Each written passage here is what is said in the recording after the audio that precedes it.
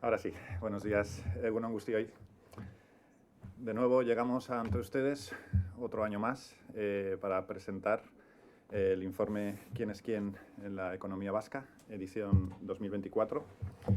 Una radiografía del tejido empresarial elaborado por periodistas, elaborado por el periódico Empresa 21, a partir de las cuentas de pérdidas y ganancias y de los balances de 41.000 empresas vascas en los registros mercantiles. Tengo hoy el honor de compartir mesa una vez más con Eduardo Ruiz de Cordejuela, consejero delegado de Kutxabank, empresa patrocinadora de este informe, y hemos contado con su apoyo ya siempre. Estamos tan agradecidos y además doblemente agradecidos porque hoy es la anfitriona de este evento. Eduardo, muchísimas gracias, eskerrik asko.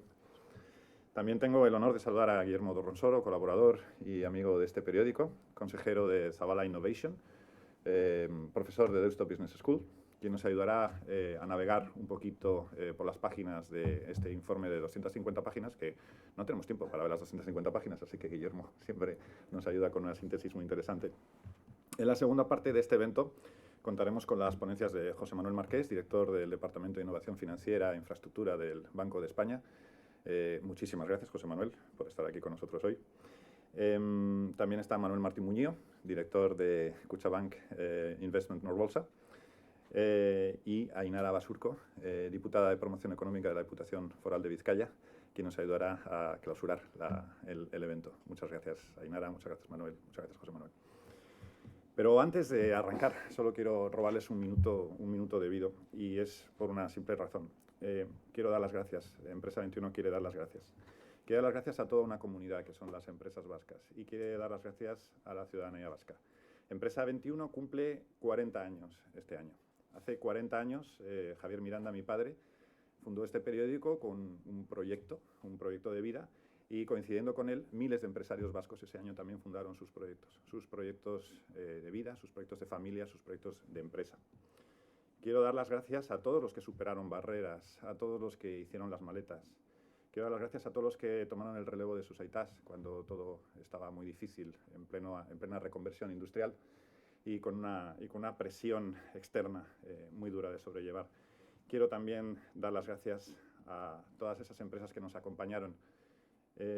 Y sobre todo quiero que intentemos de nuevo con la labor diaria que presta Empresa 21, con este humilde servicio que damos de periódico de nicho, de periódico del ecosistema empresarial, notar que de la necesidad todas estas empresas hicieron una virtud, de la virtud hicieron un saber hacer, y de ese saber construyeron una marca que es la marca Euskadi. Hoy en día este periódico camina sobre los hombros de gigantes que son empresas vascas. Sin más, eskerrik asko, y con mucho gusto doy la palabra a Eduardo. Gracias. Eskerrik asko, Javier. Eskerrik asko zuri. Zorionak ere, Empresa 21 aldizkariari bere urtebetxagatik, 40 urte, 40 eta gero hemen, eta beste 40 urteetan zehar bertotik jarraitzea espero dugu. Eskerrik asko zui ere, guretzako posko handia da. Hainbeste ezagun eta lagun ikustea gure etxe honetan, zuera dan betxe honetan ere ikustea. Hortaz, ikusten da, ezinbesteko bihurtzen ari dela hitzordu hau, ekitaldi hau urtean zehar, enpresa guztien agendan, txosten hau, hainbeste lana eta hainbeste ekarpen ekarten duzkuen, emoten duzkuen txosten honetan, txosten hori buruz berba egiteko eta aztertzeko eta sakontzeko. Oso aukera paregabea ikusten dugu, alkartzeko eta gainera gure eginkizunak eta gure etorkizunari buruz ere berba egiteko eta sakontzeko. Como decía, muchas gracias por vuestra presencia hoy aquí, por vuestra atención, y también desde luego gracias y sorionak a la publicación Empresa 21 por este esfuerzo, por este trabajo que año tras año nos convoca aquí en esta cita, y desde luego también sorionak por esa trayectoria prometedora de 40 años, y que desde luego esperamos y confiamos que sean los primeros de una asignatura todavía mucho más amplia. Bueno, el quién es quién de la empresa vasca 2022. Es un poco curioso que estemos 18 meses después del momento en que se cierra el ejercicio, el ámbito temporal de este ejercicio 18 meses después, hablando de ello. ¿Qué ha pasado en el mundo de la actividad económica, en las empresas y en Kutxabank en estos 18 meses? La verdad es que parece una eternidad lo que ha transcurrido, sobre todo si vemos en cuenta cómo se ha alterado el marco de juego de muchos de nosotros y a nivel particular y a nivel también colectivo y de sociedad. Hace 2 años, o bueno, cuando arrancó 2022, la economía arrancaba con mucho dinamismo. Veníamos de superar una pandemia, un confinamiento, y la economía pues volvía a funcionar. Y arrancamos, como decimos, unos primeros compases del año 2022 con una actividad, iba a decir frenética, no tanto como frenética, pero desde luego pues muy viva. Sucedió o aconteció la invasión rusa de Ucrania, con la posterior crisis geopolítica, económica también, pero desde luego crisis humanitaria. Una guerra que por desgracia ha sido preámbulo de otras guerras que se están reproduciendo en el mundo a gran escala. Y desde luego, si queremos hablar de la economía y su impacto en la economía, ese impacto palidece frente al impacto social y humano que estas guerras han supuesto y están suponiendo, por desgracia. Parece un poco frívolo a veces hablar de economía, de cifras, etcétera, cuando detrás hay una guerra o hay unas guerras. Y desde luego volver a señalar nuestra solidaridad y nuestra empatía con aquellas personas, familias y sociedades que están hoy en día sufriendo. Dicho esto, veamos cuál ha sido el impacto en la economía de todo esto. Desde luego, pues esto supuso una ralentización de la actividad económica, una caída de las previsiones económicas, una volatilidad extrema en los mercados, en los precios, en los suministros, una crisis energética, como digo, pues un impacto muy significativo en la actividad ordinaria de las empresas por la falta de materias primas, por la incertidumbre, por el encarecimiento de sus suministros, de sus productos, de su cadena de valor. Y de alguna forma, pues esto nos ha conducido a un escenario en el que se ha producido una fragmentación, un retorno a las políticas proteccionistas, una desglobalización, una volatilidad y una incertidumbre bastante más acuciantes de lo que veníamos sufriendo en los años anteriores. Y dicho todo esto, conjugando pues un escenario de mucha más incertidumbre y de mucha más inquietud, lo cierto es que las cifras objetivas tampoco son tan malas. O al revés, diría que la lectura de las cifras objetivas es bastante positiva a día de hoy. Por ejemplo, en materia de PIB, el PIB estatal, todo apunta a que cerrará este año por encima del 2%. Hace poco ha habido una revisión al alza de esa previsión por parte del FMI, que lo sitúa en un 2,4%. También tenemos unos precios que se dispararon a raíz del conflicto de 2022, unos precios que se dispararon y que llevaron aparejado una subida inmediata y muy brusca de los tipos de interés. Vemos que esos precios empiezan a estar bajo control, en una senda mucho más razonable.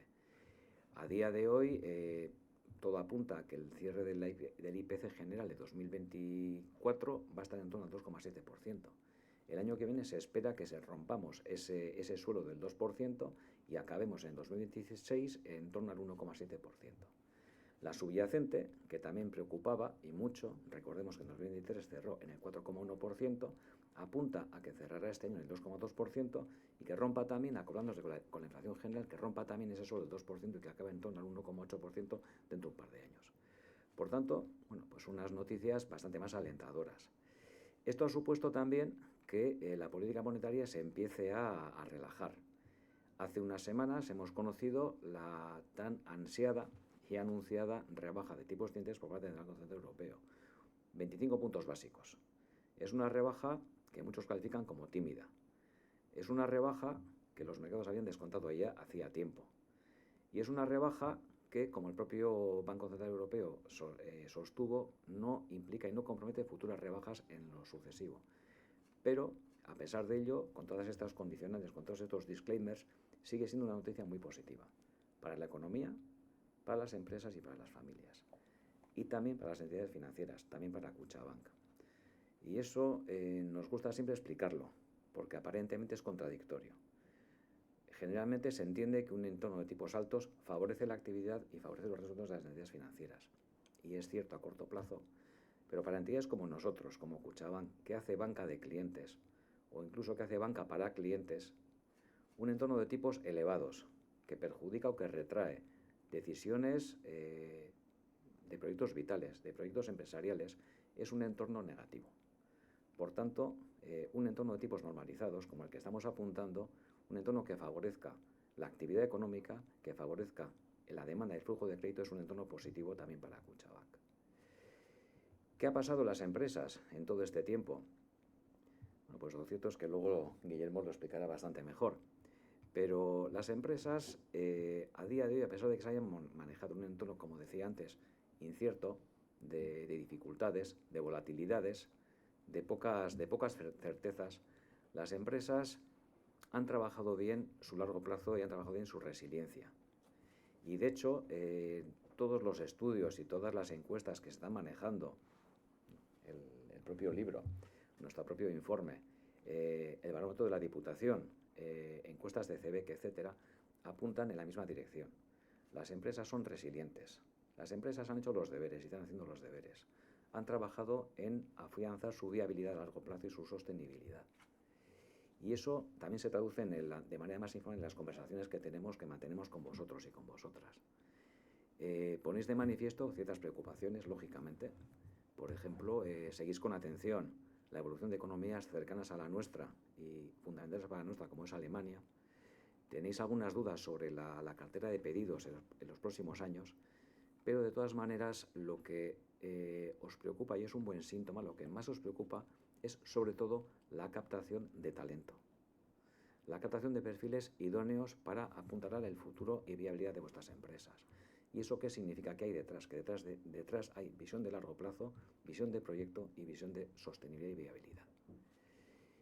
Cuestiones importantes, cuestiones acuciantes, pero que desde luego pues no son cuestiones mortales. El que estemos pensando en talento, en personas y en futuro significa que tenemos eso, tenemos futuro, que nuestras empresas y nuestro tejido tiene futuro. ¿Y qué ha sucedido en Kutxabank? También en 18 meses, muchas cosas, muchas cosas. Y permite que hable un poquito de nosotros, de nuestro libro, pero solo un poco, para no aburriros. En Kutxabank también ha habido cambios bastante significativos. El otro día, haciendo recuento de lo que hemos hecho los últimos 18 meses, nos llamaba la atención a nosotros mismos que venimos de ejecutar un cambio relevante en la cúpula directiva. Hemos cambiado el 80% de la primera línea directiva del banco y el 50% de la segunda.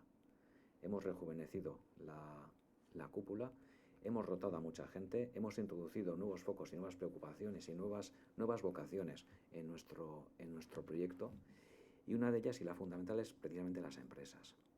Hemos querido renovar y retomar nuestra apuesta por el negocio de las empresas. ¿De qué manera? Haciendo lo que ya sabemos, pero haciéndolo mejor, con más cercanía, con más flexibilidad y con más agilidad. ¿Para qué lo hacemos? Para competir mejor. Competir mejor supone estar más cerca de vosotras y de vosotros. Competir mejor supone tener una oferta más actualizada, una oferta más sofisticada, supone diseñar nuevos productos, pero sobre todo supone ir de la mano de nuestros clientes, que sois vosotras y que sois vosotros. ¿Cómo lo hacemos? De muchas maneras, pero sobre todo de una fundamental, y es aproximando aún más la decisión al cliente, con una política de riesgos más flexible, más ágil y, vuelvo a repetir, más cercana, con atribuciones más cercanas a las oficinas. Somos una entidad cercana. No hace falta que os recuerde que el centro de decisión de Kutxabank está aquí, está en Euskadi. Pero desde luego el centro de decisión creemos que vale todavía mucho más si está pegado a vosotras y a vosotros, si está en la mano de vuestros gestores y de vuestras gestoras. Eso no significa cambiar el criterio de riesgo. Nuestra política de riesgo ha sido, como sabéis siempre, prudente y rigurosa. No vamos a perder un gramo de todo ello. Esa política, por cierto, nos ha evitado a nosotros y de rebote a la sociedad vasca muchos sustos y muchos sinsabores. Pero como digo, buscamos tener una política de gestión y de riesgo mucho más cercana a vuestras necesidades, a vuestras inquietudes y a vuestros proyectos. Poco más por mi parte. En definitiva, queremos que Kutxabank sea para vosotras una herramienta al servicio del tejido productivo y del tejido empresarial de Euskadi. Queremos además aportar a este tejido empresarial flexibilidad, cercanía una vez más y también viabilidad y sostenibilidad. Y todo ello basado en la confianza mutua entre el banco y sus clientes, vuestras empresas. Hace poco, con algunos clientes, también hablábamos de 3 conceptos. El primer concepto es que os ofrecemos un banco especialista. Somos especialistas en el negocio de empresas. Somos especialistas mediante un grupo de personas motivado, reforzado. Hemos invertido en más personas, en más formación y en más capacitación. Estamos invirtiendo además en ello. Estamos invirtiendo en herramientas, en digitalización, en servicios más actuales para vosotras y para vosotros. Somos especialistas y también queremos ser especiales. Ser especiales. Ser el banco que os aporta algo diferencial, algo distinto, algo que los demás no os aportan. Creemos que somos especiales, lo hemos sido siempre. Dentro de un año cumpliremos, la actividad de crédito en Kutxabank cumplirá 175 años. Bueno, hemos sido especiales estos 175 años y al haber sido especiales supone que estemos hoy aquí, 175 años después, y que seguiremos estando dentro de 275 años seguramente. Ser especiales nos diferencia, pero también hay entidades que son especiales, cada una tiene su punto especial. Pero lo que realmente nos asegurará el futuro y nos asegurará vuestra confianza es que seamos esenciales. Además de especiales, que seamos esenciales. Ser esenciales significa estar a la altura de vuestras necesidades en los momentos de la verdad. Cuando vayáis a desempeñar o vayáis a decidir una inversión de futuro. Cuando tengáis una necesidad importante. Cuando sea preciso tener una respuesta ágil y una respuesta adecuada a vuestras expectativas. Queremos ser esenciales para vosotros, para las empresas, para la sociedad vasca y para aquellos mercados de los que estamos operando. Zentzu horretan esandakoa, espezialistak eta ezinbestekoak izaten jarraitu nahi dugu beste hainbat urtetan, zuen ondoan. Hartu gai zuez kontuan, zuen bidaide, zuen bidelagun izan gure dugu, eta zuen alboan, zuen beharren eta zuen espetatiben neurrira egun gure dugu. Mila esker nire partez, eta eskerrik asko berriz zuen arretagaitik.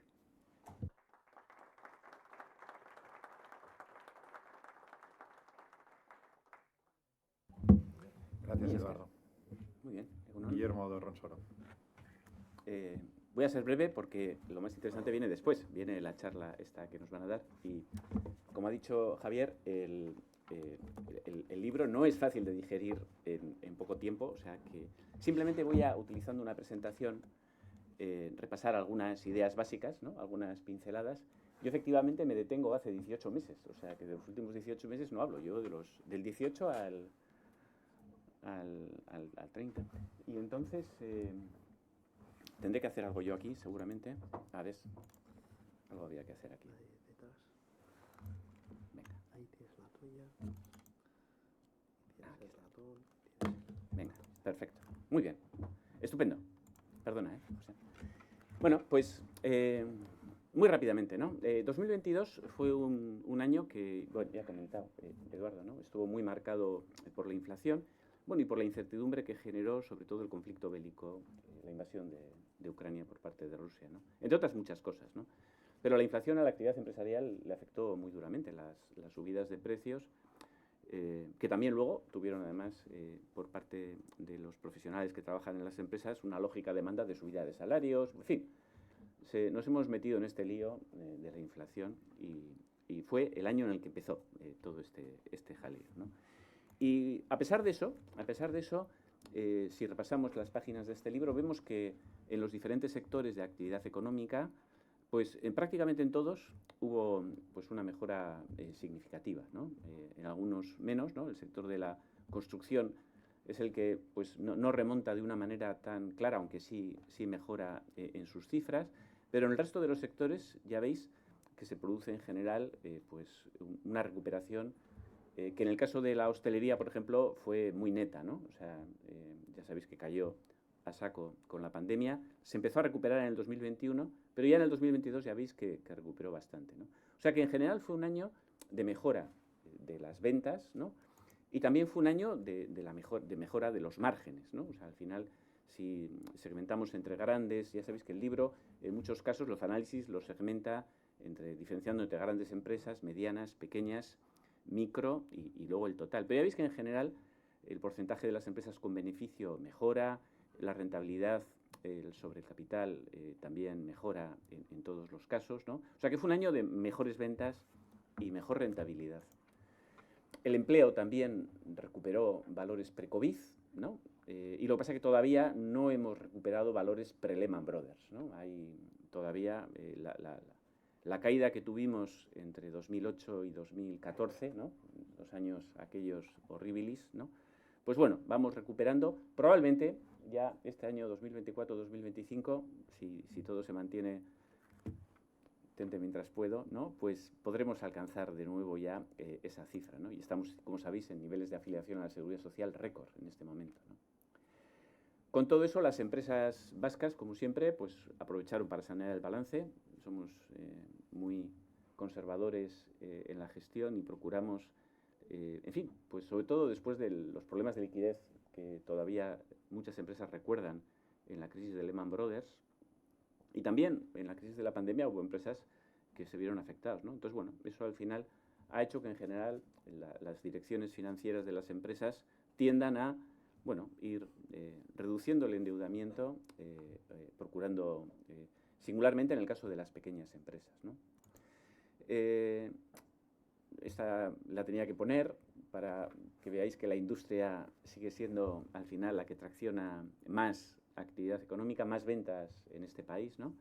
Ya se ve que también pues el resto de los sectores, la energía, el sector de las utilities es también muy importante, el comercio, ¿no? Todas las actividades, ahí el puerto también tiene unas cuantas empresas que tienen muchísimo volumen de ventas, ¿no? Aunque luego la actividad aquí sea más limitada, ¿no? Fijaos también el sector financiero, que no está totalmente recogido aquí, porque, pues por ejemplo, Kutxabank no inscribe sus cuentas en los registros mercantiles, pero algunas de las sociedades del grupo sí están, pues Kutxabank Gestión, otras, ¿no? Están sociedades como el Cargi, Zenón, que sois el 1001 del ranking, o sea que estáis en una posición ahí capicúa, ¿no? O sea que el sector financiero ya se ve que también tiene una importancia considerable, el servicios, construcción, que también tiene un peso muy importante, en fin. Yo os animo a que repaséis, hay muchísima información que, por ejemplo, incluye información por comarcas, que es una información que no es fácil encontrar en general en las estadísticas o en los análisis. Ahí se ve cómo el Gran Bilbao, al final la comarca del Gran Bilbao, lleva casi el 60% de las ventas, ¿no? Ahí se ve, bueno, en fin, las grandes eléctricas, Petronor, en fin, bueno, pues al final el Gran Bilbao, en términos de ventas, supone una parte fundamental, ¿no? de la actividad. Aparece también el top de ventas, ¿no? Además aparece cómo ha ido evolucionando en el tiempo, ¿no? Están ahí Iberdrola y Petronor pegándose, como en todas partes, ¿no? Están ahí en una situación competitiva, ¿no? Y Iberdrola además con varias sociedades, ya sabéis, ¿no? Y entonces, bueno, pues ahí aparecen también varias sociedades ya industriales, ¿no? Como puede ser Sidenor o ArcelorMittal o Bridgestone, ¿no? Con niveles de facturación muy considerable, ¿no? Y también empresas de servicios como Eulen, como el Eroski, ¿no? Que tienen también, pues en términos de profesionales, número de profesionales, son incluso más numerosos, ¿no? Bueno, espero haber despertado vuestro interés. Yo os animo mucho a consultar este libro, es un libro de cabecera para mí. Yo siempre me lo llevo, procuro llevarme alguno más, procuro llevarme un par de ellos y tal, porque siempre hay alguno que viene a tu despacho y te dice, oye, ¿me lo puedo llevar? Ahí es tremendo la demanda que tiene este libro. Hay que tenerlo escondido, Javier, hay que tenerlo metido debajo de... Pero, nada, yo lo tengo a vista porque es un libro muy útil. Y os animo también a leer las páginas, siempre hago las páginas de Empresas 21, las páginas iniciales, porque hay periodismo de calidad que recorre las empresas de nuestro país como ninguna otra publicación, con ese trabajo de campo, de hablar con las personas, de hablar con las empresas, de ver cuáles son sus planes de crecimiento. Es una maravilla el leerlo y te anima la vida además, porque ves todos los proyectos que tiene el país sacando adelante, ¿no? Y luego las últimas páginas tiene también análisis estadísticos que no encuentras en ninguna otra parte, análisis que no son complementarios a este libro de Quienes quieren la empresa vasca, pero son de muchísimo valor. O sea que Sorionak, Empresa 21, por el 40 aniversario, que sean muchos años más de este periodismo de tanta calidad y de tanto interés para el país. Muchísimas gracias.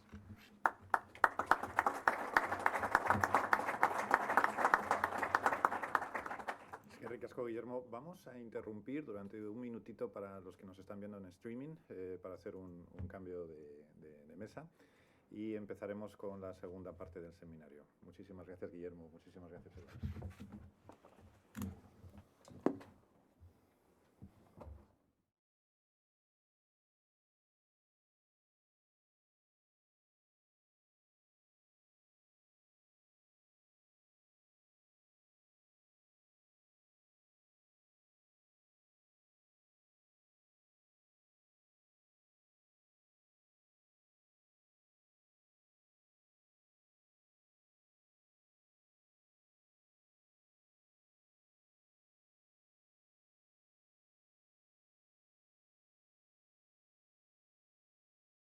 Muy bien, vamos a reiniciar la emisión para streaming, aunque aquí no se ha movido nadie, muchas gracias.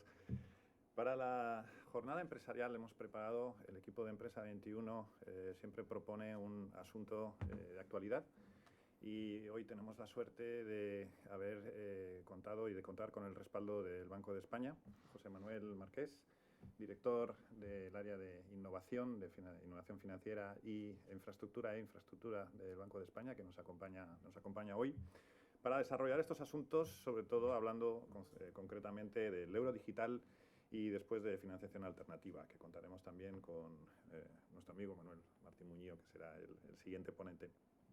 El Banco de España ha atendido nuestra invitación en un año importante también para ellos, porque si Empresa 21 cumple 40 años, el Banco de España cumple 150 años desde que llegó a Bilbao. En 1874 empezó un capítulo de gran magnitud económica y bancaria para la historia de España. Pues no solo porque abría la sucursal a orillas de la Rilla, en la calle de Barrieta, sino porque aquel año se centralizó la emisión de billetes en el Banco de España, y los bancos privados se convirtieron en bancos modernos, porque tuvieron en ese momento que concentrarse en la captación del ahorro, en la concesión de créditos y, como bien decía Eduardo, en ser un banco para las personas. La irrupción del papel moneda en el siglo XIX daría cobertura precisamente a la expansión empresarial e industrial de la que hoy hablamos en este pequeño informe con respecto al año 2022. Y hoy, siglo y medio más tarde, tenemos a José Manuel, quien nos va a detallar la llegada de otra gran novedad, y es el euro digital, cuya puesta en circulación se anuncia para 2025, luego ya veremos. Otra moneda que nace también para dar un nuevo soporte a la economía, un nuevo futuro a la economía. Así que, José Manuel, la audiencia es tuya. Gracias. Muchas gracias, muchísimas gracias por la invitación, Empresa 21, a Kutxabank, y muchas gracias por el interés en este proyecto, que es un proyecto grande, complejo, es un proyecto del Eurosistema, y hay que explicarlo a la gente, y que queremos que además que se entienda lo que estamos haciendo y recabar toda la información de todos los participantes para hacer el producto lo mejor posible. Lo primero, antes de entrar en el euro digital, me viene muy bien la introducción que has hecho con el papel moneda y con la transformación que supuso, porque la típica pregunta que siempre se nos suele hacer es: ¿esto para qué lo necesitamos? ¿Esto qué aporta a la sociedad, ¿no? Y para responder a esto viene bien pensar por qué tenemos el efectivo. El efectivo es un medio de pago de dinero del Banco Central, está respaldado, es un pasivo del Banco Central, por lo tanto tiene la seguridad de que lo se emite a nivel centralizado por parte del Eurosistema. ¿Y por qué tenemos este medio de pago cuando hay muchos más medios de pago en la actualidad privados, que tienen muchas funcionalidades, que tienen muchas capacidades? Pues porque creemos que, en primer lugar, que los pagos son algo básico en una economía, es una parte fundamental en una economía. Somos conscientes que a nivel privado se puede innovar y se pueden hacer muchas cosas para hacer pagos, pero creemos que es un servicio básico que tienen que tener todos los ciudadanos. Y que hay que dar una alternativa pública, segura y creíble, a los bienes privados, a los medios de pago privados que existen. De este modo se garantiza tener este servicio básico y se garantiza también que se cree competencia e innovación en el sistema privado. Si nos retrotraemos a hace 15 o 20 años, el efectivo, como lo conocemos en la actualidad, el papel moneda, prácticamente cubría casi todos los usos que la ciudadanía podía hacer para hacer pagos. Es decir, con un billete podías ir a pagar en casi todos los usos habituales de la vida de un ciudadano. Si nos vamos a la actualidad, lo que vemos es que hay una gran cantidad de situaciones, todo el comercio electrónico, por ejemplo, donde no existe esa alternativa. Y el principal motivo, ahora pondré los motivos oficiales, los argumentos por los cuales desarrollamos el euro digital, pero el principal motivo por el que intentamos hacer un euro digital, porque creemos que es necesario hacer un euro digital, es porque esto nos sirve para complementar este papel que ha tenido el efectivo siempre y que queremos actualizar. Queremos hacer que el dinero de banca central, como alternativa pública a los pagos, existan en todos los ámbitos del ciudadano y el ciudadano tenga garantizado esa posibilidad de hacer pagos. Puede hacer pagos con medios de pago privados, que sea lo predominante, donde habrá mucha innovación, pero tenga garantizado unos servicios básicos de pago en dinero de banca central. Dicho esto, bueno, aunque están aquí todas las partes, intentaré ir relativamente rápido. ¿Qué es el euro digital? Pues el euro digital básicamente es una representación digital del efectivo, es decir, es un dinero de banco central, es un pasivo del Banco Central, no es un pasivo de los bancos privados que emite el eurosistema y que sobre todo se piensa se diseña para realizar pagos minoristas. Hay otro, habrán visto referido en alguna discusión, lo que se llama como dinero de banca central de carácter mayorista, que esto ya existe en la actualidad, son las representaciones de los bancos privados en el Banco Central y es con lo que se liquidan la mayoría de las operaciones a nivel mayorista entre entidades financieras. Y de lo que se está hablando ahora es en ver si ese dinero de banca central mayorista se tiene que representar en tecnologías nuevas de registro distribuidos. Pero esta es una discusión completamente distinta del euro digital. El euro digital es sobre todo para hacer pagos minoristas, para hacer pagos por los ciudadanos. Por los ciudadanos, para hacer pagos de los ciudadanos a las empresas y para hacer pagos a la administración pública. El ámbito de actuación del euro digital es para toda la zona del euro. Es decir, estamos pensando en diseñar o planteando diseñar un medio de pago que sea igualmente aceptado, igualmente diseñado en todos los países de la zona del euro, algo que en la actualidad no existe. Existen medios de banca privada, existen medios de entidades privadas, como Visa y Mastercard, que sí que se aceptan en toda la zona del euro, pero que no son de emisión pública, no son un bien público y tienen un coste determinado por estas entidades, en un régimen de casi duopolio. ¿Se ha tomado una decisión sobre emitirlo o no? No se ha tomado una decisión sobre emitirlo todavía. Se ha hecho un análisis de cómo tiene que ser el euro digital. Se han puesto las bases para empezar a desarrollar este euro digital. Al final de la presentación contaré el calendario. Pero depende del reglamento, depende de la decisión de los reguladores, porque esto es una decisión que tiene que ser ratificada por los legisladores a nivel europeo.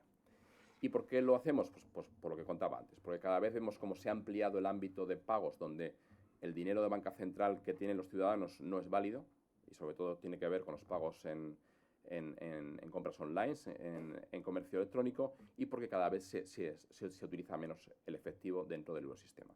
Y queremos complementar este uso del dinero de banca central en todos los ámbitos. Oficialmente los dos motivos son preservar el ancla monetaria, es decir, la referencia de que todo el dinero de banca privada al final se pueda cambiar por dinero de banca central. Esto es lo que da seguridad al sistema. Se pueda cambiar bien en efectivo o bien en euro digital. Son intercambiables, es lo mismo, no es una divisa nueva, es exactamente lo mismo, pero con una representación distinta. Y el segundo motivo que identificamos es salvaguardar la autonomía estratégica y la soberanía monetaria europea. Y esto tiene algo que ver con parte de lo que se comentaba en la mesa anterior, de la situación actual en la que estamos. Una de las derivadas en torno a la crisis que hemos tenido con Ucrania, con Rusia, etcétera, es que ha quedado en evidencia, o ha quedado muy claro, el papel estratégico que tienen elementos como los instrumentos de pago y el sistema de pago.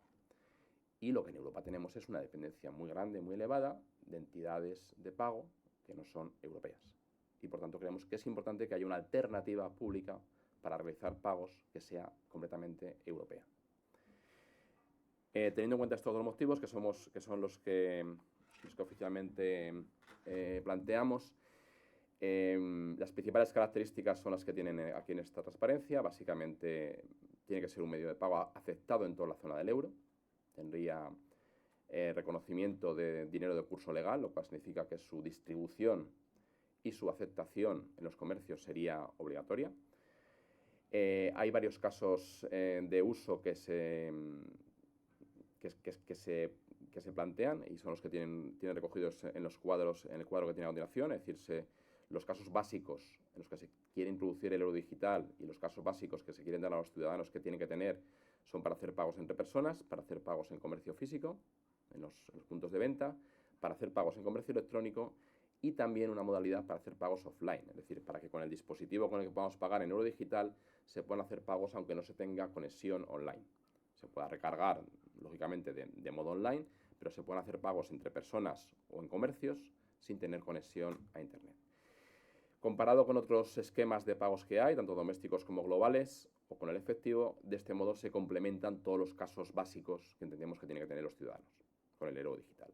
Con el efectivo se tienen muchos casos de uso, no los de comercio electrónico. Con los esquemas domésticos o esquemas globales, como los de tarjetas de crédito, se tienen varios casos de uso, pero no todos ellos. De este modo se proporciona una solución global para todos los casos básicos de los ciudadanos. Se plantea la distribución a través de las entidades de pago, son los bancos y otros proveedores de servicios de pago, dentro de las aplicaciones que tienen los pagos o con una aplicación que se proporcionará por parte del Eurosistema para aquellas entidades que no quieran desarrollar su propia aplicación. En cuanto a los formatos de pago, pues se están barajando, se están planteando tanto utilizar códigos NFC, o sea, lo que se utiliza en las tarjetas, los pagos por cercanía con un chip que reconoce el pago, o códigos QR, que son frecuentes también en algunos países dentro del Eurosistema. Las dos opciones son las que se está planteando hacer. De modo que además los usuarios lo reconozcan con alias o con distintos métodos de identificación, similares a los que se utiliza en Bizum con los teléfonos móviles o con los correos electrónicos o con un alias que se plantea la gente. Adicionalmente se quiere hacer acciones de inclusión financiera, porque somos conscientes que puede haber sitios donde la distribución no llega a todos los ciudadanos, y dentro de la propuesta regulatoria que hay por parte de la Comisión Europea se plantea que haya entidades públicas que contribuyan a la distribución.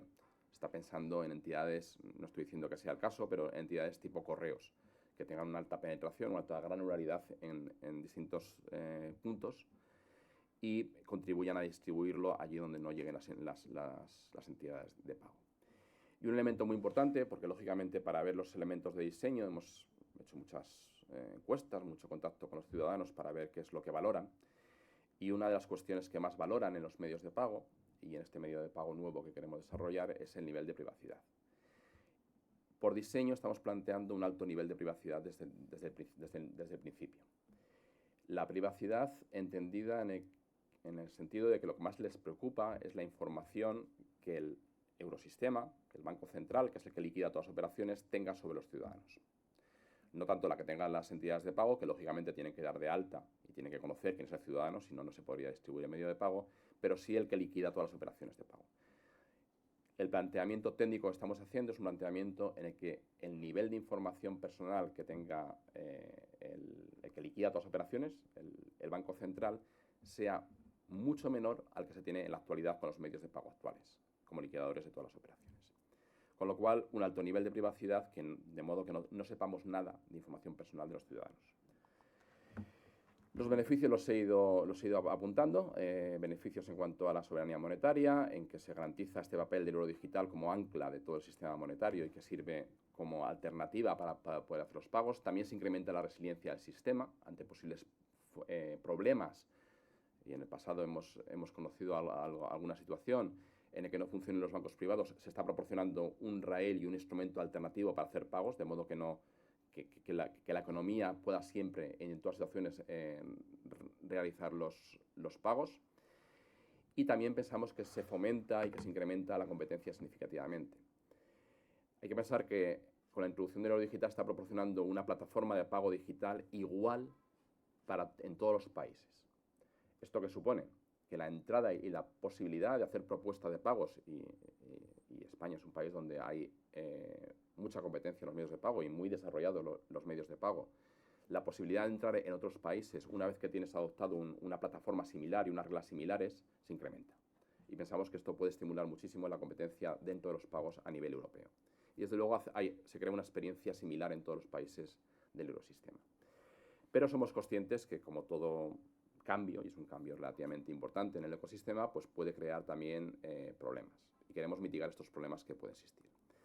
Aquí estamos hablando de crear un medio de pago. No estamos hablando de crear un depósito de valor. Con lo cual, la intención es que la gente utilice el euro digital para hacer pagos, no como método alternativo de depositar valor. Y queremos reducir los problemas que pueda haber de estabilidad financiera. Una preocupación que nos ha transmitido la industria y de la que somos conscientes es que la introducción del euro digital puede significar una sustitución de depósitos bancarios. Puede haber gente que decida pasar sus depósitos a euro digital. Y el euro digital es un pasivo de los bancos centrales, no es un pasivo de los bancos privados, con lo cual reduce la financiación de los bancos. Como lo que queremos es que se haga pagos y no que se acumule, que sirva como un medio de depósito, lo que estamos planteando es unos límites para evitar que estos movimientos sean bruscos y se cree un problema de estabilidad financiera. ¿Cuánto van a ser estos límites? Hay que calibrarlo, hay que decidirlo, hay que medirlo, hay que ver qué implicaciones tiene, pero hemos visto que es la manera de mitigar estos problemas que hay y a la vez salvaguardar que se puedan hacer todos los pagos. ¿Quiere esto decir que no se pueden hacer pagos más allá del límite que se ponga? No, porque se están previendo mecanismos se llaman de waterfall y reverse waterfall, de exceso y de reducción, de modo que si el importe por el que quiero pagar es mucho mayor que el límite, se pueda tirar de la cuenta bancaria o donde hay depósitos para rellenar ese pago en euros digitales. Adicionalmente, como instrumento de pago, se plantea que no tenga remuneración, es decir, que no tenga intereses, sean positivos o sean negativos, sean los que sean. Y de este modo pensamos que se pueden mitigar los problemas de estabilidad financiera y preservar el que sea un instrumento para hacer pagos. Para las empresas creemos que va a incrementar, va a dar una gama mayor de los pagos que se hacen, va a tener un alcance europeo, todos los pagos que se realizan con el digital van a ser exactamente iguales, se va a hacer más fácil hacer pagos a las empresas entre países dentro de la zona del euro. Como se amplían todos los pagos de uso y es un método de hacer pagos de uso en distintas situaciones y en todos los sitios, creemos que las tasas de conversión pueden ser relativamente elevadas, se mejora la resiliencia del sistema porque se ofrece una manera de hacer pagos digitales alternativas y además creemos que incrementa la capacidad de negociación frente a adquirentes, es decir, frente a los proveedores de otros medios de pago privado que cobran unas comisiones por esos servicios. Aquí se regula y se va a poner un límite al coste que tiene que tener para los adquirentes el distribuir el euro digital.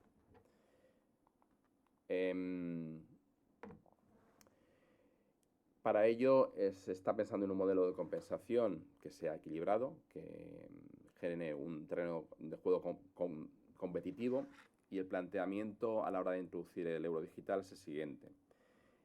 Todo lo que es la liquidación, todo lo que es la parte de atrás, el back-end, que se suele decir, de las operaciones en euro digital corren por cuenta del eurosistema. Todo lo que son las reglas que rigen, el mantenimiento de las reglas que rigen la distribución y cómo se debe distribuir el euro digital y qué pasa en caso de conflicto, etcétera, corren por cuenta del eurosistema. Estos son costes que generalmente proveedores de tarjeta de crédito suelen repercutir a los distribuidores y a los comercios que utilizan esos medios de pago. En este caso, esa parte se va a proporcionar como un servicio público y no se va a cobrar a los distribuidores. Los comercios, los adquirentes, la comisión que le cobren los distribuidores estará regulada de modo que no sea mayor que lo que se cobra por otros medios de pago alternativos. Y las entidades que distribuyan el euro digital, pues se va a buscar un modelo de compensación que sea equilibrado y que el coste de distribuir este euro digital pues se les compense. De este modo pensamos que introducimos un medio de pago que complementa, que da seguridad al sistema y que no suponga un incremento para los distribuidores de este medio de pago, pero que sí que incrementa mucho la competencia y las posibilidades para los ciudadanos de poder hacer pagos. Y por último, ¿en qué situación estamos? ¿Cuándo va a llegar esto? Que es la típica pregunta que siempre se suele hacer. ¿Va a llegar en el 2025, en el 2030? Bueno, pues lo que les comentaba, el calendario que hemos tenido hasta ahora este es un proyecto en el que venimos trabajando desde finales del 2020. En octubre del 2021 se inició lo que se conoce como una fase de investigación, que fue una discusión a nivel de eurosistema detallada de cuáles eran las características que tiene que tener este euro digital. Estos son infraestructuras que suelen ser muy complejas, tienen cantidad de implicaciones y es un proyecto relativamente largo en todos los sitios y en todas las infraestructuras de pagos que se han hecho, siempre el calendario suele ser extremadamente largo. Y lo que se decidió a finales de 2023 es entrar en lo que se conoce como fase de preparación. Esta fase de preparación se ha dividido en dos subfases, una que se inició en noviembre de 2023 y que durará hasta octubre del 2025. El motivo de trocearlo en estas dos subfases es que nos falta una pieza importante para decidir si se lanza o no el euro digital y para empezar a implementarlo, que es que se realice una regulación para producto. Es decir, la regulación que cubre el efectivo, sin entrar en mucho detalle, la regulación que cubre el efectivo no es suficiente para amparar la emisión del euro digital y necesitamos una regulación específica. Por parte de la Comisión Europea ya ha habido una propuesta de reglamento, por parte del Consejo Europeo se está trabajando en cómo debería ser la propuesta del Consejo Europeo y el Parlamento Europeo también tuvo una propuesta. Las dos primeras propuestas son muy similares o muy cercanas a la propuesta del Eurosistema. La propuesta del Parlamento es un poquito más desalineada, pero básicamente hubo un parón por razón de las elecciones europeas y en cuanto se retome el Parlamento, pues tiene que continuar trabajando en el expediente del euro digital, con el pequeño inconveniente de que vienen tres presidencias que no son de la zona euro, que son europeas, pero no son de la zona euro, con lo cual la prioridad que le den a este proyecto pues la tenemos que ver, pero es importante que se siga avanzando y dependemos de esa regulación para tomar la decisión de si se lanza o no. ¿Qué estamos haciendo en esta fase de preparación 1, que es la que acaba en octubre del 2025? Básicamente estamos finalizando el rulebook, es decir, lo que rige cómo deberían ser las características de este euro digital en toda la distribución por parte de los proveedores de servicios de pago. Continuamos haciendo aspectos de diseño y de testeo. Y estamos seleccionando ya los potenciales proveedores, tanto los proveedores por parte del Eurosistema, es decir, quién va a hacer la liquidación de este euro digital, como elementos del Eurosistema que proveerán entidades privadas de cómo va a ser el euro digital. Y estamos esperando y estamos proporcionando apoyo a las discusiones a nivel legislativo y esperando que llegue esta legislación para poder tomar la decisión o no de que se emita el euro digital. Una vez que se tome esa decisión, se entraría en una fase de preparación 2, que culminaría el final del diseño y ya se iniciaría en la fase de desarrollo e implementación si se toma la decisión de emitirlo.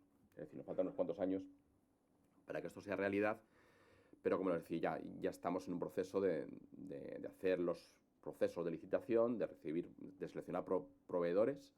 Una de las cuestiones, dado que se busca la soberanía europea en torno a este medio de pago, es que los proveedores tienen que ser entidades europeas, no solo entidades europeas, sino entidades que no estén controladas por entidades que no sean europeas, y es uno de los aspectos más polémicos a la hora de hacer la licitación. Y bueno, pues tenemos un calendario largo, pero sí que creemos, y es mi última slide, que esto es un proyecto importante, un proyecto que actualiza el dinero de banca central, que creemos que es un pilar básico para que la economía funcione y para que se hagan pagos, y es un servicio básico para los ciudadanos. Actualiza ese papel que tenía hasta ahora con el efectivo a nivel minorista a todos los casos de uso de una economía cada vez más digital. Creemos que incrementa la competencia, que incrementa la integración dentro de la zona del euro y que no intentamos que no se cree innovación en los medios privados. Al contrario, creemos que va a fomentar esa innovación en los medios privados y que va a garantizar que los medios de pago sean accesibles a todos los ciudadanos. Con esto concluyo. Muchísimas gracias por tu atención.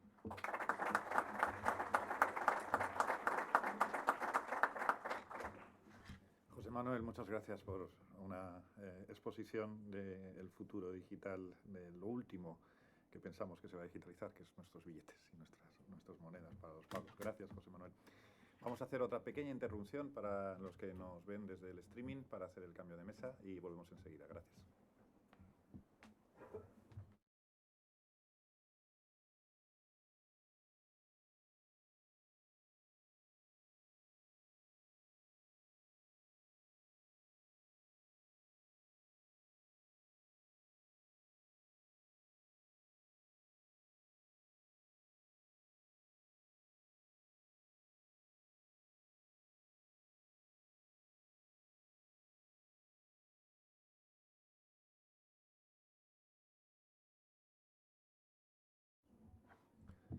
Muy bien, ya estamos de vuelta.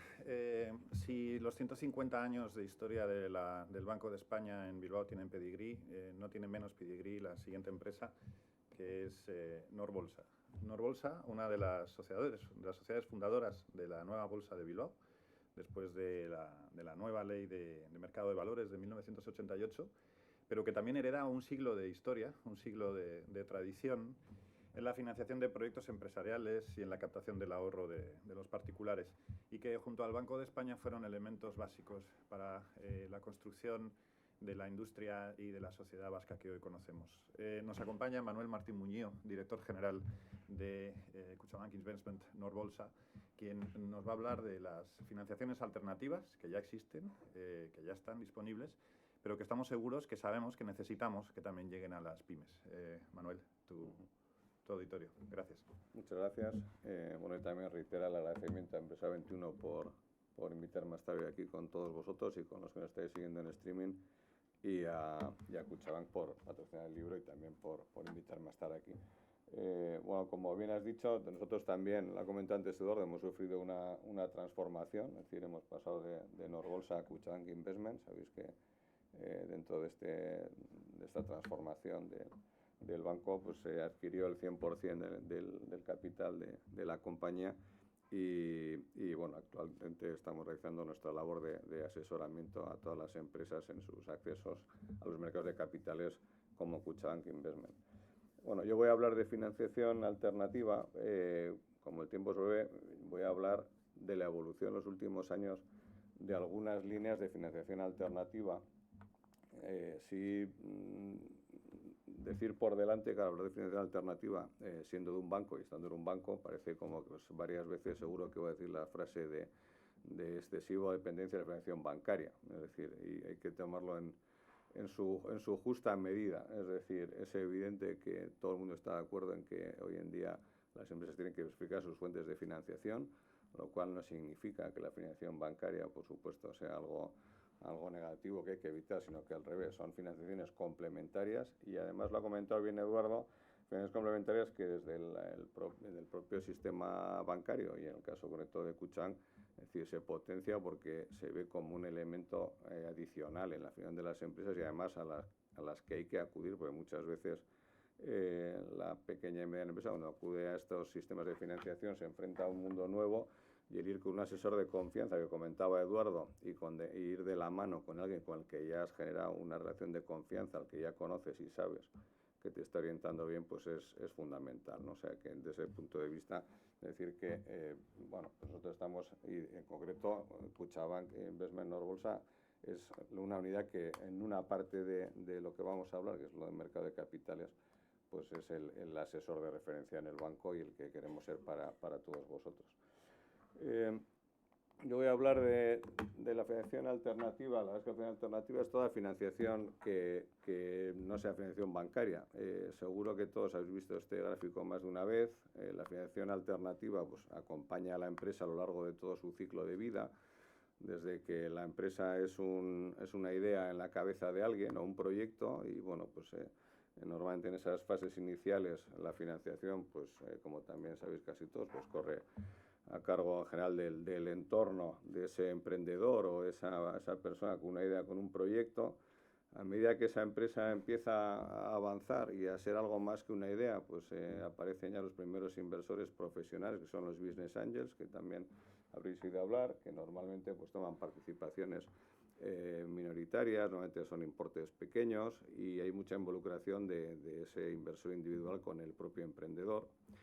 A medida que la empresa va en su ciclo de vida y pasa el famoso Death Valley y empieza hasta ser ya una empresa en funcionamiento, pues entran otros intervinientes, como son los fondos de Venture Capital. Ya estamos hablando de inversores de mayor tamaño, son fondos que normalmente toman posiciones con un horizonte temporal de 3 a 5 años, toman participaciones en minoría todavía, se involucran también en la gestión.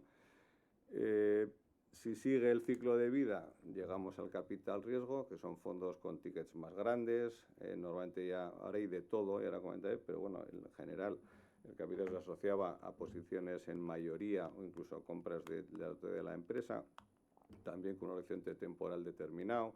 Normalmente también anda entre 4 y 7 años, es verdad que depende un poco de la situación del mercado, y tickets ya muy grandes. Y finalmente, pues en la, digamos, teoría tradicional llegábamos a los mercados de capitales y cuando eras una empresa consolidada, con unas cifras de ventas grandes, 100 millones, tal, pues acudías o bien a los mercados de bonos o bien a la bolsa. La verdad es que hoy en día está todo bastante mezclado, es decir, tenemos mercados alternativos dentro del ámbito bursátil, en el cual en el BM Growth pues tenemos compañías que facturan 7 millones de euros, NB Ibering, que cuando entró en el MARF, en BM Growth facturaba 7 millones de euros, y tenemos fondos de capital riesgo pues que han hecho compras de empresas que van a salir a bolsa y en ese dual track se han ido al capital. O sea que está todo realmente muy mezclado. Yo hoy voy a intentar hablar de cómo ha evolucionado en los últimos años los mercados privados, es decir, lo que es el capital riesgo y los mercados de capitales. No oculto que voy a trasladar mi preocupación por la evolución de lo segundo, es decir, los mercados de capitales siendo algo absolutamente necesario para el desarrollo de la economía, el desarrollo de las empresas. Lo cierto es que en estos últimos años pues no están teniendo la evolución como financiador de las empresas que pensamos que debería tener. La financiación alternativa evidentemente tiene ventajas que yo creo que todos conocéis. En el caso del mercado privado, es decir, lo que son los fondos de private equity, los fondos de venture capital, es un tipo de financiación que es muy adecuada para las fases iniciales y de crecimiento de las empresas. Además, financian empresas, digamos, con un perfil de riesgo por ese estadio inicial en el que están, un perfil de riesgo más elevado y por su forma de entregar la financiación, es decir, nuevamente con acompañamiento del propio inversor en varias etapas, con una gobernanza ágil, está muy indicada y muy orientada para lo que es la financiación de la innovación. O sea, que es una financiación que yo creo que en las fases iniciales claramente es un factor diferencial y que las empresas deben utilizar. Además, aquí en el País Vasco estamos construyendo un ecosistema, yo creo que de apoyo a la empresa muy interesante, muy importante y que nos va a ayudar en todo este desarrollo. Y en los mercados públicos las ventajas son otras, también el estadio normalmente de la empresa es otro, es decir, sabéis que el mercado bursátil, por ir a lo que es la bolsa, pues tiene una financiación de largo plazo estable que no tiene un horizonte temporal, o sea, a diferencia de lo que ocurre normalmente con el private equity o con el venture capital, no hay un periodo de salida de los inversores que entran cuando estás cotizado, tú tienes esa financiación, digamos, de forma continua. Tampoco hay una pérdida de control, que sí lo puede haber en el caso del capital riesgo. Y aparte de eso, te da una valoración continua de la compañía que te permite ser más competitivo en todo lo que es tus operaciones corporativas, para crecimiento inorgánico, etcétera, etcétera. Y luego es evidente que la transparencia y el ser cotizado mejora la gobernanza de las empresas. Es decir, que realmente yo creo que, aunque ahora se están digamos que mezclando las dos, y esto es muy opinable, yo creo que para las empresas de tamaño grande el mercado de capitales es una mejor opción que el capital riesgo, como digo, opinable. Sin embargo, en la fase de crecimiento creo que la parte de private equity es realmente tiene más potencial. Empezando por los mercados privados, la verdad es que el crecimiento de lo que son el private equity ha sido espectacular. O sea, si veis ahí el gráfico, la evolución en Europa, pues hemos crecido y estamos ya prácticamente en 160 billion de inversión, que fue el máximo en 2021. En 2022 hubo una pequeña retirada, pues estamos en niveles de 130.000. La línea azul son las inversiones de capital riesgo en Europa y la rosa es el fundraising, es decir, los fondos levantados por las entidades de capital riesgo. O sea, que veis que el crecimiento es realmente espectacular. En España también se ha consolidado también ya como una industria consolidada, madura. Como veis, en los últimos años estamos hablando de niveles de inversión, el gráfico de abajo, del entorno del máximo que fue en 2022, 9.200 millones de euros, que son muy relevantes. Fue prácticamente el máximo, prácticamente no ha sido el máximo de inversión en la historia, y aunque el año pasado, el año 23, como consecuencia de la subida de tipos, pues la verdad es que hubo un cierto retroceso, una caída del orden de un 23-24% lo que es la inversión, que cayó a 6.800 millones, sigue siendo el cuarto mayor registro de la historia y sigue siendo una cifra muy importante. De esta cifra, prácticamente el 85% ha sido capital riesgo y el resto venture capital, con lo cual realmente es una industria, como digo, ya consolidada, que además, y yo que estoy más en el mundo del mercado de capitales, ha demostrado una mayor resiliencia que la bolsa, en el sentido de que el año pasado, con una situación macro no fácil, el fundraising, es decir, la consecución de fondos o digamos, la obtención de fondos por parte de estas entidades de capital riesgo prácticamente repitió las cifras del año 22, 2.000 y pico millones, con lo cual está demostrando que realmente es un sector ya consolidado que incluso en entornos macro difíciles pues gestiona bien esos momentos. Sí que habría que señalar como asignaturas pendientes, yo creo, por un lado, que el 75% de esa inversión que se ha producido en España es de fondos de capital riesgo internacionales, lo cual, luego comentaré, pues tiene alguna pequeña pega o alguna pequeña arista. Y por otro lado, que a diferencia del resto de Europa, en el resto de Europa hay un posicionamiento fuerte de los fondos de pensiones en lo que son los fondos de capital riesgo, prácticamente alrededor del 30% de los fondos del dinero que va a los fondos de capital riesgo de fondos de pensiones, y aquí realmente esa inversión institucional todavía no ha llegado, es decir, prácticamente el funding del capital riesgo se está haciendo con family offices y con inversión pública. Realmente el peso de los fondos de pensiones creo que está en torno al 3%. Entonces realmente ahí hay una fase del capital riesgo que tiene que buscar diversificar un poco los inversores con los cuales se está financiando, y por otro lado canalizar la inversión minorista, que como sabéis ahora también ha cambiado la regulación, es posible que el inversor minorista invierta en capital riesgo a partir de determinadas condiciones. Antes había que invertir 100.000 euros, ahora es a partir de 10.000, siempre que sean carteras asesoradas, y no sea más del 10% de la cartera si la cartera es inferior a 500.000. Es decir, tiene ciertas restricciones, pues el inversor minorista ya tiene llegada al capital riesgo y digamos que el sector tiene que darse esto. Pero como digo, una evolución muy positiva. Otro agente privado que también está teniendo un crecimiento muy importante es el direct lending, es decir, lo que es el préstamo directo. Son préstamos a empresas por entidades no bancarias, es decir, normalmente por fondos de capital riesgo, es decir, por fondos privados. Como veis también arriba, pues el incremento de los activos bajo gestión de estos fondos está creciendo de forma impresionante, prácticamente hemos llegado a 1.600 billones en lo que es a nivel global. En Europa, como veis en el gráfico de abajo, ha pasado que en 2014 pues prácticamente el crédito privado no tenía ningún peso, o era un peso muy residual en lo que es el volumen de sindicados, de crédito sindicado en Europa, y ahora estamos ya a niveles del 50%. En España las cifras no son fáciles de encontrar, pero más o menos estaremos en torno al 20%, es decir, que ya empieza a ser un jugador relevante.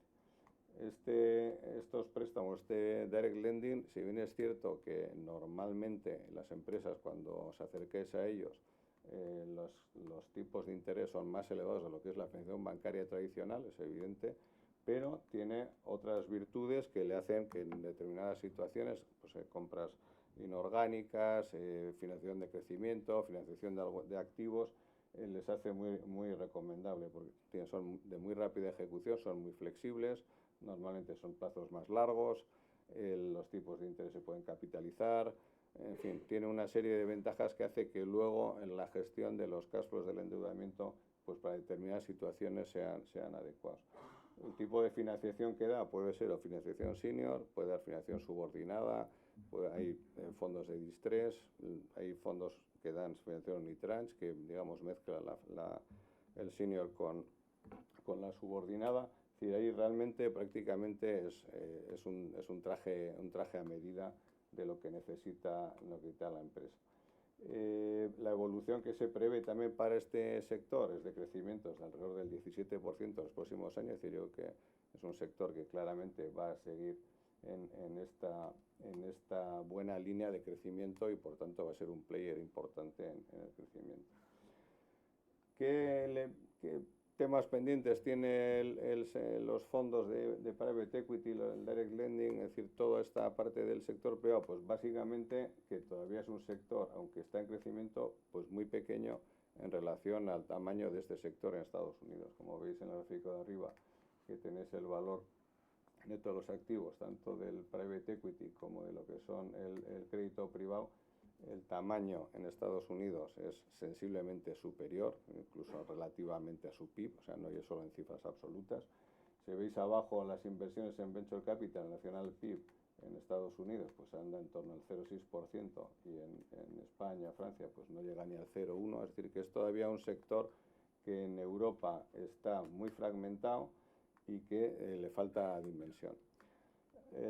Con el elemento un poco adicionalmente negativo de que el gap dentro de lo que es el capital riesgo, ese gap con Estados Unidos es todavía más evidente en las etapas tardías del capital, es decir, cuando la empresa ya tiene tamaño. Es decir, una vez que la empresa ha pasado esas fases iniciales de lanzamiento, ahí las startups, el ecosistema funciona bien, consiguen financiación, van avanzando, pero cuando tienen ya un tamaño y necesitan unas rondas de financiación más grandes, ahí el capital riesgo en Europa pues muchas veces no llega y hay que recurrir a fondos americanos. Y eso tiene el problema de la deslocalización, es decir, es posible que si una empresa es adquirida por un private equity europeo, pues mantenga, digamos, la sede social donde esté, en Europa, es decir, si está en España, pero si lo compra un fondo americano, pues lo más posible es que acabe llevándose toda la sede social y desde luego la parte corporativa a Estados Unidos, con lo cual eso es una gran pega. Y luego otro elemento que tampoco está o está menos desarrollado en Europa que en Estados Unidos es el venture capital de los grandes corporates, es decir, grandes corporaciones que dedican una parte de su inversión a hacer venture capital, y entonces también está ocurriendo, como sabéis, que empresas europeas, sobre todo de tecnología, son adquiridas por grandes empresas americanas y realmente pues se llevan todo el conocimiento allí, ¿no? O sea que aquí estamos en lo que es el capital riesgo con un crecimiento importante, una industria madura en Europa, pero al igual que ocurre con los mercados de capitales, pues con desventajas de tamaño y de dimensión respecto a Estados Unidos. En los mercados públicos, y aquí es donde, digamos, la evolución no es la que debería ser, pues hemos tenido avances en estos últimos años, es decir, en lo que son las bolsas y los mercados de bonos públicos. La apelación a los mercados de capitales ha ido creciendo en los últimos años, en parte por la restricción del crédito bancario que vino con la crisis financiera y en parte por la nueva regulación del Capital Markets Union que impulsó la Comisión Europea, pero es cierto que han sido más avances incrementales que cambios estructurales, es decir, que no hemos reducido el gap con Estados Unidos. Si veis la capitalización, que siempre se mira de la bolsa americana en relación a su PIB, pues es del 174% y se ha mantenido estable desde el 2013. Y en cambio, si veis la capitalización bursátil en relación al PIB en Alemania, en España, en Italia, pues es el 50% escaso. Y en el caso de España, además, con una caída desde el 79% del PIB que llegó a estar en 2013 al 50%, es decir, que hemos ido hacia atrás. Es decir, que los mercados de capitales son pequeños en relación al mercado americano. Y si vemos en el gráfico de abajo lo que es la función de los mercados de capitales, de las bolsas, financiando a las empresas, es decir, obteniendo fondos para financiar empresas, pues vemos que también la evolución ha sido no positiva en estos últimos años. Si veis aquí a la izquierda, en Estados Unidos, comparando el capital captado a través de salidas a bolsa en el binomio 2014-2016, comparado con el 2020-2022, pues ha habido un 112% más de captación, es decir, ha seguido funcionando el mercado financiando a las empresas han acudido al mercado y el mercado les ha dado financiación, y en cambio en Italia ha caído un 55%, en España un 82%, en Francia un 54%, es decir, que en los últimos años realmente las empresas no están acudiendo al mercado de capitales. Hay datos que son para los que nos dedicamos al mercado de capitales durísimos, es decir, desde el año 2000 2015 hasta ahora ha habido 18 salidas a bolsa y en cambio ha habido pues 400, creo que son 450 operaciones de venture capital y 190 de capital riesgo. Y dices, bueno, pues que las operaciones de capital riesgo son más pequeñas que las salidas a bolsa. Pues no. O sea, la inversión de la suma de los, llaman los big deals, es decir, aquellas operaciones de más de 100 millones de capital riesgo, prácticamente desde el año 19 hasta ahora, todos los años han superado los 4.000 millones de euros, más o menos. Las cifras de financiación obtenida en salidas a bolsa han sido de alrededor de 200 millones, 250, es decir, una cifra muy inferior. Solo hubo un año, el año de la salida a bolsa de Acciona Energía, que por esa salida a bolsa pues rondamos los 2.000 millones. Pero lo demás, claramente, pues el mercado de capitales no está desarrollándose como yo creo que debería dedicarse. Entonces aquí, hombre, hay explicaciones, pues es la macro inestable, el riesgo geopolítico, pero bueno, esos riesgos geopolíticos, ese marco inestable también lo tiene Estados Unidos y ahí ha seguido funcionando. Entonces aquí ha habido dos factores. Uno es la fortaleza de los mercados privados, la fortaleza del capital riesgo que he hablado antes y sobre todo el capital riesgo americano, es decir, los grandes fondos de capital riesgo. Y luego hay factores, yo creo, asociados al proceso de salida a bolsa que también están teniendo efecto. En lo que son las emisiones de bonos, pues yo creo que aquí la evolución está siendo también, bueno, positiva, en el sentido, si veis ahí en el gráfico de arriba, es la emisión de bonos por parte del sector no financiero en España, y vemos como la línea es creciente, con 400.000 millones emitidos en el 2020 y alrededor de 300 y pico mil en el 2023. El número de empresas que están acudiendo a los mercados de bonos sigue creciendo, yo creo, prácticamente con las últimas, el 80% de las grandes compañías emiten bonos, y de las cotizadas, que ya hay grandes y medianas, pues estaremos alrededor del 50%, pero todavía lejos de las cifras de financiación que vía bonos que tienen lugar en Estados Unidos. Aquí estaremos el 20 y pico % y en Estados Unidos alrededor del 80%.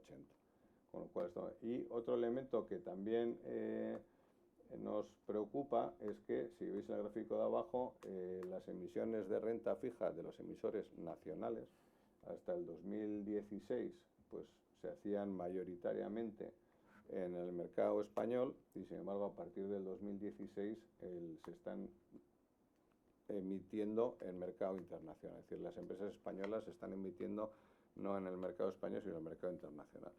Y esto es preocupante, la financiación la consigue, es igual, pero yo creo que para España es importante tener un mercado de capitales potente. Y vemos que hay cosas que no están funcionando.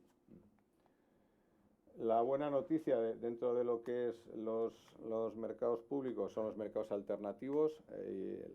Esto es el mercado alternativo, tanto el Benberg como el MARF, que como sabéis son unos sistemas multilaterales de negociación, en el cual se ha simplificado y se ha flexibilizado los requisitos de acceso de las empresas, tanto al mercado de renta variable, Benberg, como al de renta fija, MARF, y la verdad es que la respuesta ha sido muy buena. O sea, es el primer paso de las empresas en los mercados de capitales.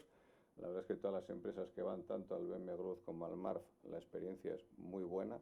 Yo ahí también, los que estéis aquí, alguna vez lo tengáis en la cabeza, decir, la experiencia de todos los que hemos visto nosotros acudir al mercado es positiva. De hecho, son nuestros luego principales vendedores del hecho de salir a lo cotizado.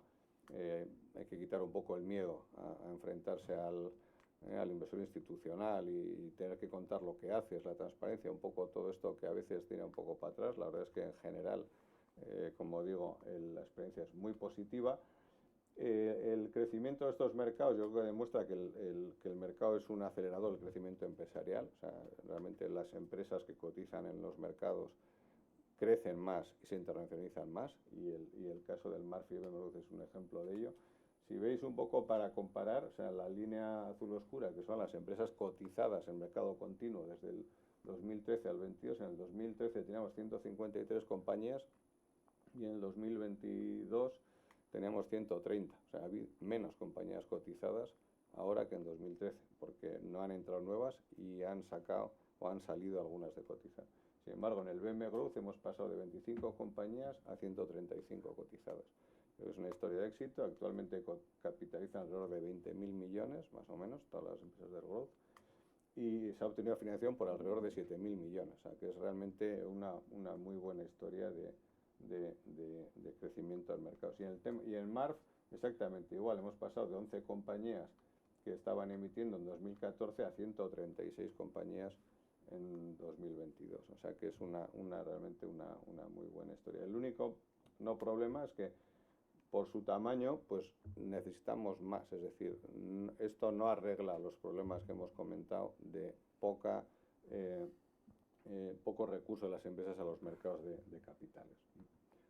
Con lo cual, ¿dónde estamos? Pues estamos que, como ya sabéis, los mercados, como he comentado, los mercados de capitales pues son pequeños en relación a los mercados americanos. El sistema financiero en Estados Unidos, que son unos 83 trillones, pues la financiación bancaria, los bancos pesan un 30%, y en cambio en Europa, que son alrededor de 60 trillones, pues el 60% es financiación bancaria, y como veis, tanto lo que son los fondos de pensiones, mutual funds, tienen un peso infinitamente no, más pequeño. Y eso lleva también a que la financiación de las empresas, como tenéis ahí abajo, pues en el caso de las empresas americanas, el 70% de su financiación es el mercado cotizado, y en Europa pues es un 26%, ¿no? Con lo cual tenemos unos mercados de capitales más pequeños que en Estados Unidos, fragmentados, y pues eso lo que hace es que la capacidad de la economía de resistir a shocks y a crisis es menor, y que mucho ahorro europeo se traslada a Estados Unidos, y con ese ahorro europeo en Estados Unidos se compran las empresas europeas. Es decir, que realmente estamos en una situación un poco bueno, pues yo creo que tenemos que trabajar para corregir, ¿eh? En España pues es más acentuado si cabe, o sea, como veis aquí, las empresas españolas, el 61% de su financiación es con fondos propios, pero de ese 61%, que son 3 puntos más que la media europea, que es un 58%, solo el 20% es capital cotizado, es decir, el 80% del capital de las empresas españolas es no cotizado. Y del pasivo, es decir, del 39% restante, pues el 75% es financiación bancaria, cuando la media en Europa es el 65% y en Estados Unidos el 33%. Es decir, que de alguna forma está incluso más acentuado de lo que puede ser a nivel europeo. O sea, hay poco recurso de la empresa española a los mercados de capitales. Y eso, pues yo creo que tiene influencia en cosas que vemos, ¿no? Es que nosotros seguimos teniendo unas empresas con un tamaño menor que el resto de Europa. O sea, veis aquí el 98% de empresas españolas que es la línea azul, pues son micropymes, son entre 19 y 200 empleados, solo el 2,2 lo supera, y en cambio en Europa son el 96%, ¿no? Es decir, que realmente estamos con un tamaño empresarial pequeño, y eso lo que hace es que, lógicamente, la inversión, el volumen de inversión I+D, como veis, pues estamos por debajo de todos los países europeos, un 13%, cuando la media es un 22%, la productividad de las empresas también es menor, y si cogemos de 2013, pues lo que es la convergencia del PIB, no solo hemos convergido el PIB per cápita respecto a Europa, sino que hemos alejado. Es decir, que yo creo que de alguna forma ese menor recurso a los mercados de capitales nos está penalizando, porque nuestras empresas siguen siendo pequeñas, y como son pequeñas, pues te presentan estas deficiencias, ¿no? Con lo cual yo creo que tenemos que trabajar en ello. ¿Y qué es lo que podemos hacer? Pues bueno, yo creo que aquí hay, por un lado, está toda la iniciativa que se está haciendo a nivel de la Comisión Europea con la Capital Markets Union, es decir, todo lo que es la legislación europea para intentar que los mercados europeos no estén tan fragmentados, es decir, que sea un mercado único y por tanto de mayor dimensión. Pero aparte de eso, yo creo que a nivel, vamos a decirlo así, local, es decir, a nivel nacional y a nivel local, pues hay cosas que se pueden hacer. Entonces, lo primero, yo creo que hace falta es un plan nacional de educación financiera. Es decir, yo creo que el gran problema que tenemos es la educación financiera. Siempre suena un poco así, pero es que es tal cual. Es decir, el ahorro financiero en España, el ahorro financiero per cápita, como veis, está un 29% por debajo de la Unión Europea. O sea, hay mucho ahorro inmobiliario, entonces hay poco ahorro financiero. Y además el ahorro financiero, como veis abajo también, en el gráfico de abajo, el 38% del ahorro financiero en España está en efectivo y en depósitos, es decir, cifra mucho más alta que la media europea, que es el 33%, y por supuesto, ya ni comparar con Estados Unidos, que es el 4%, que son cifras que son conocidas pero que no acabamos de corregir. Y en parte esta distribución de poco ahorro financiero y ese ahorro financiero invertido sobre todo en efectivo y en saldos bancarios, yo creo que es por un tema de menor educación financiera la que deberíamos tener.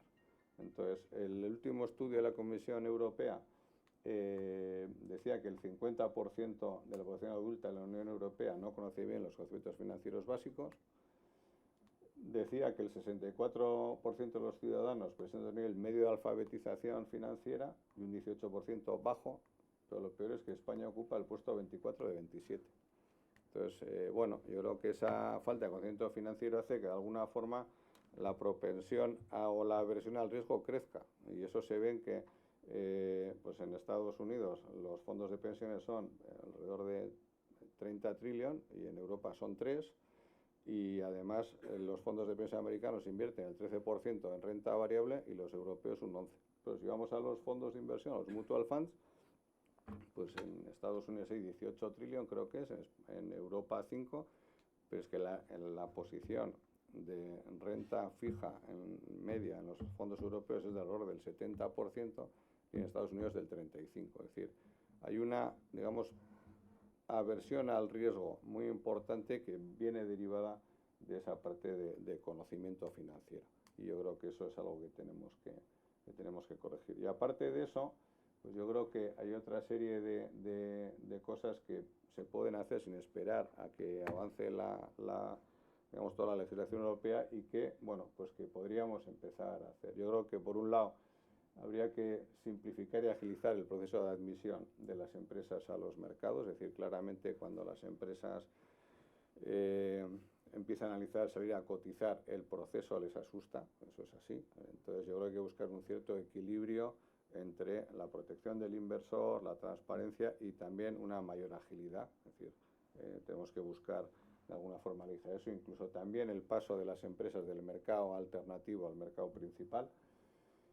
Yo creo que hay que desarrollar también nuevos mercados y segmentos más flexibles, es decir, igual que tenemos el BM Growth y el MARF, yo creo que BM acaba de sacar también el Scale Up, que es otro mercado, todavía un escalón por abajo del BM Growth, que facilita más la llegada de las empresas más pequeñas para que se puedan incorporar. Yo creo que todos los pasos que demos en ese sentido son positivos, porque de hecho cada vez que se facilita, las empresas acuden allí. Incluso hay algunos elementos que son, pues por lo menos, no dificultemos la llegada. Es decir, por ejemplo, en la ley la ley de startups, que da unos beneficios fiscales a las empresas innovadoras de startups, si tú pasas a cotizar al BM Growth, los pierdes. Bueno, pues cosas como que parece que, bueno, pues facilita el que esa empresa vaya al mercado, crezca y no le quite esos beneficios fiscales, ¿no?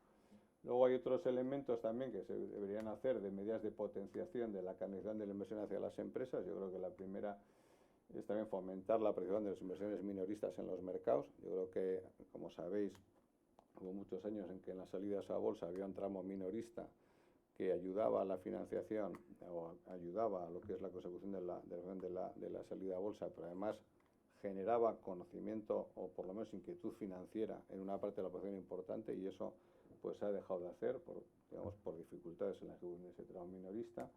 Hay que facilitar el que los fondos de inversión inviertan en pequeñas empresas, y ahí yo creo que se pueden hacer cosas tanto en la parte de liquidez y diversificación, es decir, obviamente hay que vigilar, hay que proteger la liquidez de los fondos de inversión y la diversificación, pero también hay que favorecer que puedan invertir en las pymes y que puedan hacer cosas. Incluso se pueden dar también beneficios fiscales a aquellas empresas o aquellas instituciones de inversión colectiva que inviertan en pymes o en pymes locales. De hecho, existen en algunas comunidades autónomas beneficios fiscales de este tipo, Y también, pues de alguna forma, modificar o ayudar a que otros vehículos de inversión minorista inviertan en pymes. Yo creo que aquí, por ejemplo, en Vizcaya tenemos el ejemplo de los FILPES, que es un muy buen ejemplo, que a nivel nacional todavía eso no existe. Hay que dar de alguna forma facilidades para que las pequeñas empresas esos flujos lleguen a ellas, ¿no? Y en esta línea, y acabo que me estoy pasando, está también el favorecer el análisis financiero de las pymes. Una de las cosas que pasa cuando las empresas acuden al mercado es que no hay analistas que analicen esas compañías, con lo cual no entran dentro del universo de inversión de los fondos de inversión y de los fondos de pensiones. Ahí hizo bastante daño, o mucho daño. MiFID ha tenido cosas muy buenas, y alguna mala, y la MiFID II, y esta ha sido una de las malas. Como sabéis, obligó a separar o a no poder cobrar en las comisiones de intermediación el análisis que tú hacías a empresas, y que había que facturar el análisis aparte. Eso hizo que los equipos de análisis de muchas entidades como nosotros desaparecieran o disminuyeran de tamaño, con lo cual las empresas han visto muy reducidos los analistas que las cubren. Algunos no tienen nadie, es decir, nadie analiza una empresa, ningún analista financiero, digamos, de un broker, por decirlo de alguna forma, con lo cual los fondos de inversión no pueden invertir en él porque los fondos de inversión, las gestoras no tienen capacidad de hacer ellos el análisis, lógicamente, no pueden llegar a todo. Entonces hay que promocionar el análisis financiero, y ahí en la Listing Act, la última modificación que se ha hecho a la regulación, se ha aumentado, digamos, el tamaño, esa imposibilidad de cobrar en comisiones el análisis era para empresas de menos de 1.000 millones y se ha aumentado hasta 10.000, lo cual, pero el mal ya está hecho. Es decir, los equipos de análisis se han desmontado en algún caso y disminuido en otro, con lo cual realmente dar marcha atrás pues va a ser difícil, ¿no? Y finalmente, de las que pongo ahí, la otro elemento que yo creo que también se podría hacer es, hay una figura que existe en Italia, existe también en Suecia, que es lo que se llama la cuenta de inversión, es decir, para favorecer que el inversor minorista pueda adquirir acciones y pueda adquirir diferentes productos. Es decir, es una cuenta de ahorro en la cual tú tienes diferentes activos elegibles y tú puedes moverte de un activo a otro sin generar efecto fiscal. Es decir, que puedes vender acciones de una pyme y comprar un fondo, y tú, siempre que esté, digamos, dentro de esa cuenta de ahorro, no tiene efecto fiscal. Bien, yo lo que, más que cada una de ellas, lo que decía es, hay muchas cosas que se pueden hacer sin esperar a que grandes movimientos hagan que esa unión de los mercados, y que de alguna forma pueden ir a los mercados de capitales, porque sí creo que los mercados de capitales son absolutamente fundamentales para el desarrollo de la empresa y de la economía. Los mercados privados, los fondos capitales están yendo muy bien, tienen que hacer todavía más cosas, tienen que crecer, y los mercados de capitales tenemos que ayudar, porque la verdad es que están... Y esto es lo que os quería contar.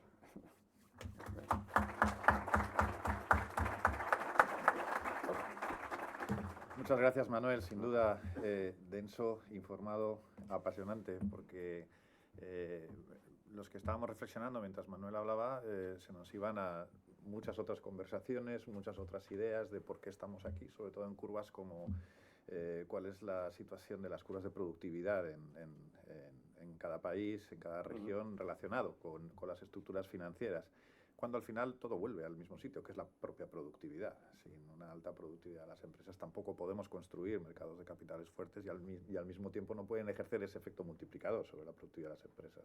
Y eso es algo que interesa mucho a todos los que estamos aquí reunidos. Manuel, muchísimas gracias de nuevo por estar aquí. Nueva interrupción para hacer el cambio de mesa, y enseguida estará con nosotros Ainara Basurco, diputada de Promoción Económica de la Diputación de Vizcaya.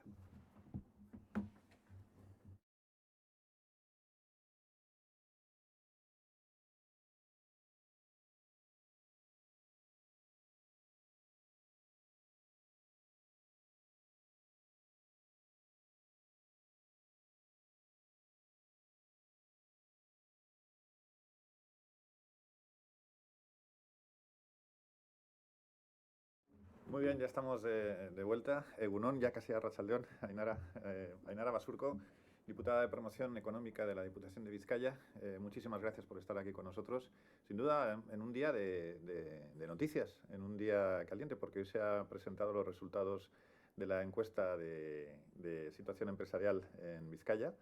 Y probablemente algo quizás nos vas a comentar sobre cómo están las cosas, pero bueno, parece que la línea es de optimismo en general. Ainara, gracias. Bueno, en primer lugar, señor Miranda, Ruiz de Gordejuela jauna, eta bueno, nire aurretik egon zareten islari guztioi, eta hemen zaudeten guztioi, lehenengo eta behin, egunon. Egunon eta eskerrik asko, enpresa 21 hori, ekitaldi honetan zuekin guztiokin egoteko aukera luzatzeagatik.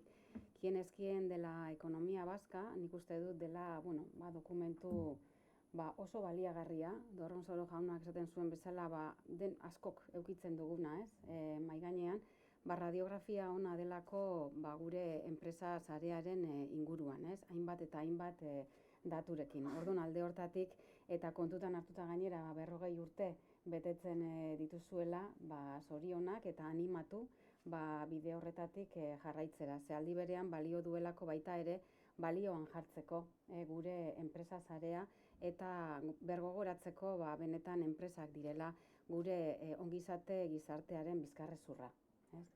Y bueno, pues decía que agradecimiento a Empresa 21 por la posibilidad de estar aquí, pues cerrando este evento tan interesante, con ponencias realmente tan interesantes, y le felicitaba por sus 40 años, también pues por su insistencia, ya no sé, 18 años, ¿no? De no sé cuántos, ¿no?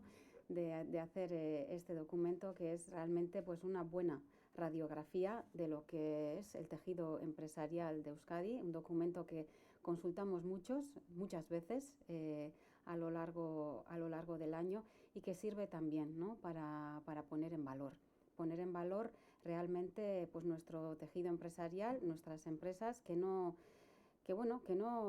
hay que decirlo, ¿no? Más de una vez, y que merece la pena decirlo, que sois realmente la columna vertebral, el oxígeno, la energía de nuestro sistema competitivo, sobre todo de nuestro sistema de bienestar, ¿no?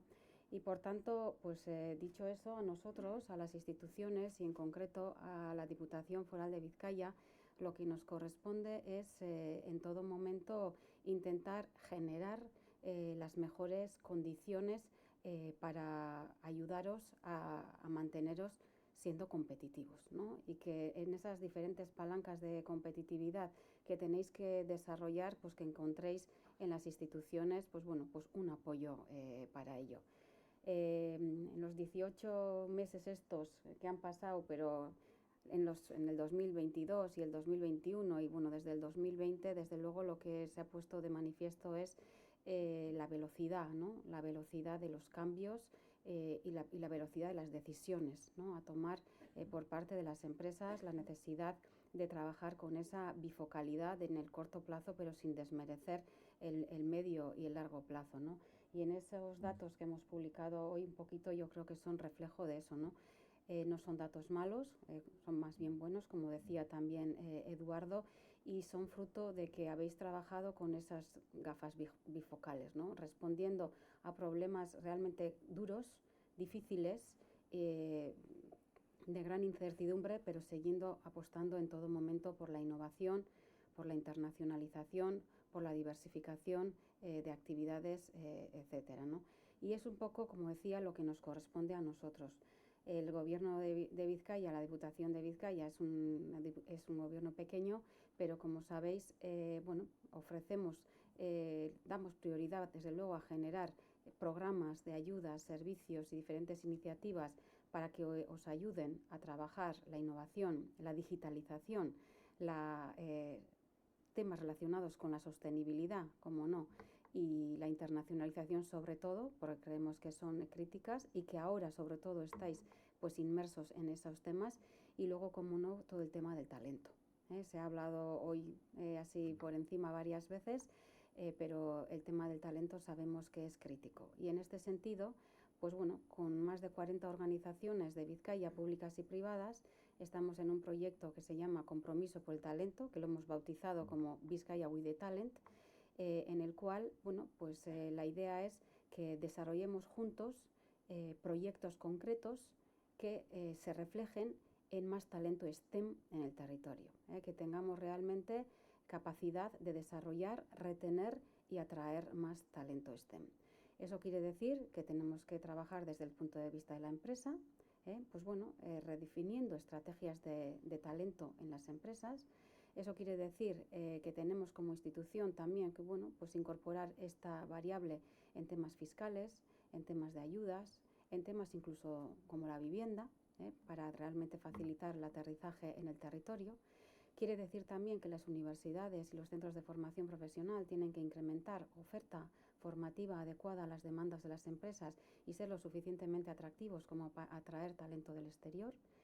Que hay que seguir trabajando vocaciones STEM, es decir, múltiples cosas, todas ellas que hay que hacerlas a la vez y, por tanto, en un modelo de gobernanza público-privada, algo que, bueno, en este país sabemos hacer bastante bien, para que en el medio plazo podamos ver resultados de mejora en ese gap existente entre la oferta y la demanda de talento STEM.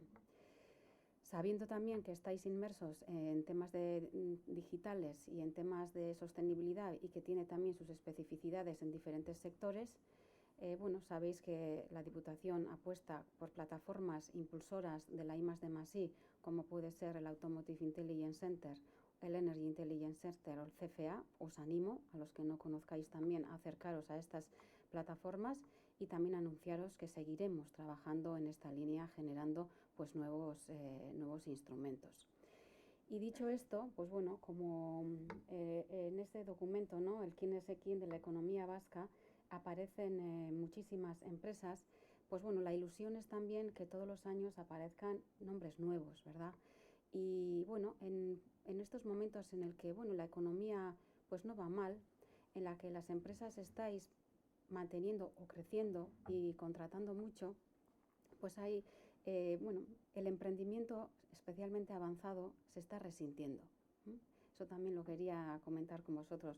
Todos los años, bueno, vemos en los últimos años una bajada notable del número de nuevas empresas innovadoras en el territorio. Y digo que, bueno, en parte es por una buena noticia, porque las empresas tenéis muchos proyectos, estáis innovando, estáis generando empleo, etcétera. Pero necesitamos emprendimiento y los que sois emprendedores y emprendedoras lo sabéis mejor que nadie, ¿no? Porque y no lo digo yo además, porque lo dicen todos los estudios, para tener un tejido empresarial renovado y saneado necesitamos emprendimiento, no solamente porque nacen nuevas empresas cuando mueren otras, sino también porque ayudan a renovar a las empresas existentes, a acelerar la innovación en las empresas existentes, a realmente hacer esos proyectos de diversificación y de cosas nuevas que permiten mantener la posición competitiva. En Vizcaya seguiremos apostando por ese emprendimiento avanzado con diferentes herramientas. Sabéis que hicimos también ahí la apuesta por BAT, por el B-Accelerator Tower. Seguiremos apostando por ella, haciéndolo crecer para que cada vez esté mejor conectado con los diferentes nodos internacionales y especialmente con vosotros, ¿no?, con vuestras necesidades de innovación y de crecimiento. Y en esto que hablamos de emprendimiento, pues bueno, también viene al caso pues un tema que hemos hablado hoy, ¿no?, el de la financiación alternativa, que es muy importante para todo tipo de empresas y todo tipo de tamaños, tal como nos has explicado y nos has explicado muy bien, pero también especialmente en el caso del emprendimiento y de las startups. Me ha resultado realmente interesante, ¿no? Bueno, me he apuntado bastantes notas, ¿no? Nos has hecho pues esa descripción de las diferentes herramientas, las ventajas, ¿no?, instrumentos, las ventajas que tienen unos y otros en función de tamaño y en función de muchas cosas. Y luego has hecho una comparativa internacional realmente pues muy interesante, ¿no?, que nos ha puesto encima de la mesa amenazas y también oportunidades. Y me he quedado con una cosa entre muchas, pero con lo de la educación financiera, ¿no? Entonces, bueno, pues ahí, pues a ver si también me apunto, si podemos hacer algo pues en este sentido. Bueno, por mi parte nada más, ¿no? Reiterar el reconocimiento a todas las empresas que están recogidas en ese documento, reiterar el reconocimiento por vuestra apuesta por seguir innovando y por hacer una Vizcaya y una Euskadi mejor. Reiterar el compromiso de la Diputación para ir generando diferentes instrumentos que de alguna manera os puedan ayudar. Nosotros, por ejemplo, en lo que es financiación alternativa, sabéis que tenemos Seed Capital Vizcaya con diferentes instrumentos de financiación alternativa en startups y pymes y también para invertir en diferentes fondos que quieran venir aquí a invertir. Seguiremos desarrollando instrumentos, seguiremos también desde la fiscalidad generando nuevos instrumentos como el 64 bis y otros, y sin más, que estamos a vuestra disposición y todo mi reconocimiento a todas las personas que componéis las empresas de Vizcaya. Vuestro talento hace que realmente vivamos todos mucho mejor. Mila esker.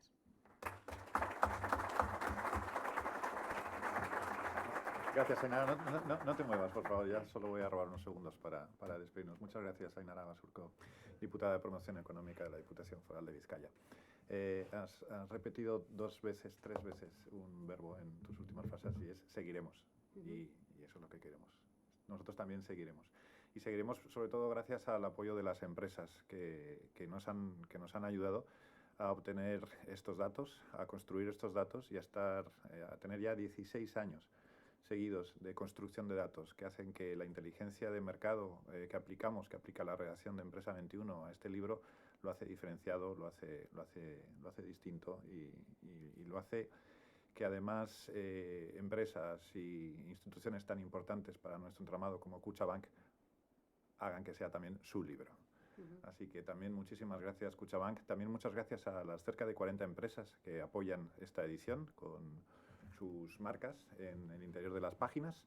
Y también muchas gracias a todos ustedes por haber asistido a este evento que está empezando, ya lo era, un clásico. Desde aquí un saludo a Manu Ardanza y a todo el equipo de La Bolsa, que siempre nos ha acogido con un enorme cariño y hospitalidad en La Bolsa, que de alguna manera también es casa de mi familia. Mi abuelo fue agente de bolsa durante muchos años y casi fue el decano si no se hubiera jubilado. El año siguiente hubiera sido el decano de los agentes de bolsa. Así que es una casa que conozco, es un mundo que conozco. Siempre dedicamos este día de verano a hablar de finanzas dentro del sector de las empresas y seguiremos haciéndolo. Hay aproximadamente un centenar de empresas entre las que están aquí hoy presentes y las que nos están siguiendo en streaming, y estoy seguro de que iremos creciendo con el tiempo en este intento de educación financiera en el que también Empresa 21 aportará su granito. De nuevo, un aplauso para todos ustedes. Enseguida pasaremos a tener un refrigerio. Lamentablemente los del streaming en casa no nos pueden acompañar, pero a lo mejor ya están terminando y también pueden hacer una maqueta tardío. Gracias de nuevo. Nos vemos el año que viene.